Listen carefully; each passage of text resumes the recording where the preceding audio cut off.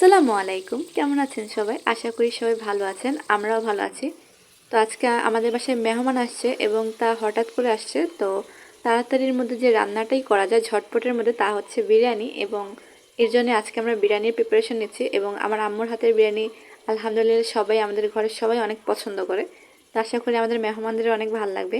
এই জন্য আজকে আমরা বিরিয়ানি করছি। তো বিরিয়ানির প্রথমে আমরা পেঁয়াজটাকে বেরেস্তা করে নিয়েছি এবং বেরেস্তা করে তার মধ্যেই আমরা মশলাগুলি দিয়ে দিচ্ছি। বেরেস্তা করে তার মধ্যে আমরা আদা রসুন বাটা দিয়ে দিয়েছি, আর হচ্ছে গুঁড়ামরিচ দিয়ে দিয়েছি। তারপর যে রাঁধুনির যে রেডিমিক্স মিক্স মশলাটা পাওয়া যায় তাও দিয়ে দিয়েছি 1 প্যাকেট, কারণ আমাদের এখানে 1 কেজি মুরগি ছিল এবং 1 থেকে 1.5 কেজির মতো হচ্ছে পোলাও চাল ছিল। তো এই জন্য আমরা পুরো মশলাটি ইউজ করেছি। তারপরে আমরা দিয়ে দিচ্ছি হচ্ছে এলাচি, দারচিনি, তেজপাতা। তারপরে আমরা যে কাজু বাদাম, কিশমিশ, তা আমি একটা বাটা রেখেছিলাম, ব্লেন্ড করে রেখেছিলাম, তা দিয়ে দিয়েছি। তারপরে আমরা এর মধ্যে দিয়ে দিচ্ছি হচ্ছে টমেটো সস। তো আমাদের বাসায় টক দই ছিল না, তো আমরা টক দইটা ব্যবহার করিনি। তো টক দইয়ের বদলে আমরা এখানে দুধ ব্যবহার করেছি, লিকুইড দুধ। তারপরে আমরা একটু সামান্য স্বাদের জন্য দিয়ে দিচ্ছি চিনি। তো আমাদের বিরিয়ানিটা সাধারণত আমরা একটু ঝালঝালি পছন্দ করি, ঝাল ছাড়া আমাদের মানে ভালো লাগে না অতটা বিরিয়ানিটা। তো এরপর আমরা সব মশলাগুলিকে মিক্সড করে দিয়েছিলাম। এরপরে আমরা দুধ দিয়ে দিয়েছি। দুধ দিলে বিরিয়ানির একটা এক্সট্রা আলাদা একটা ফ্লেভার পাওয়া যায়, যা আমাদের কাছে খুব মজা লাগে। তারপর যখন মশলাটা ভালোভাবে কষানো হয়ে গিয়েছে, তার মধ্যে আমরা দিয়েছি হচ্ছে মুরগির মাংস। এবং এই মুরগির মাংসটা আমরা প্রথম থেকেই কেটে ধুয়ে রেখেছিলাম, তা আমরা দিয়ে দিচ্ছি।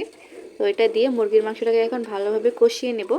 এবং মুরগির মাংসটাকে পুরোপুরি আমরা এখানে সিদ্ধ করব না, হাফ সিদ্ধ করব। এরপরে আমরা আলু দিয়ে দিচ্ছি। আলুটাকে আমরা প্রথমে হচ্ছে ভেজে রেখেছিলাম, আমাদের একটু ভাজা আলু বেশি পছন্দ বিরিয়ানির সাথে কাঁচার থেকে।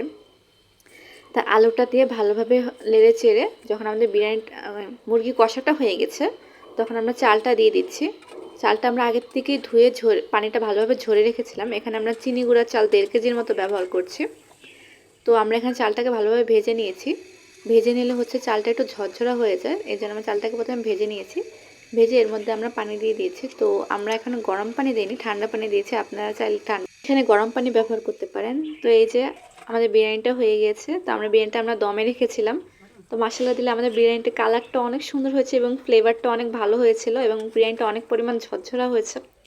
আপনাদের আমাদের বিরিয়ানিটা কেমন লেগেছে আমাদের জানাবেন। এবং আমাদের মেহমানদের অনেক পরিমাণ মজা লেগেছিল আমাদের এই বিরিয়ানিটা। তো আশা করি সবাই ভালো থাকবেন, সুস্থ থাকবেন। আজকে আমাদের ভিডিওটা এই পর্যন্তই। আমাদের পাশে থাকার জন্য সবাইকে অনেক অনেক ধন্যবাদ এবং আশা করি সবাই আমাদের পাশে থেকে আমাদের ভালোবাসা দিয়ে যাবেন। তো আজকের জন্য এই পর্যন্তই। আর হ্যাঁ, শেষে আমরা ঘিও দিয়ে দিয়েছিলাম এবং ঘি দিলে বিরিয়ানি অনেক সুন্দর একটা ফ্লেভার পাওয়া যায়। তো আজকের জন্য এই পর্যন্তই। আল্লাহ হাফেজ।